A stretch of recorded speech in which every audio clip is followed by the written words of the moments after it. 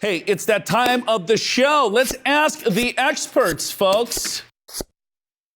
Hey, Joe and Al, I've got a question for you.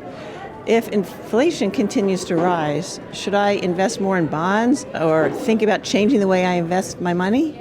Joseph, what do you think? You know, inflation is one of those things. It's a silent tax. You don't have to change anything. You know, when you hear things, it's like, oh, is inflation on the rise? How do we know that? We don't have a crystal ball. You have to have a strategy. You have to have a plan in place to make sure that you're accomplishing your goals.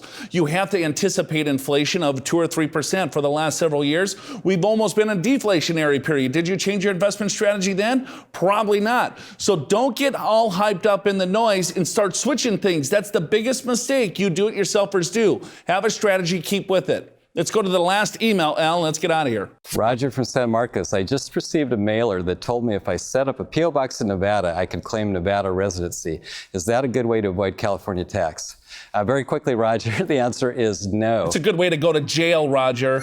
It's a good way to go to jail. It's a different type of retirement. You get 3 square meals, right? Nice little shelter. They have a really cool gym. It's called The Yard. That's exactly right. You actually gotta live there. You need to move there to make this work. Hey, let's wrap this up.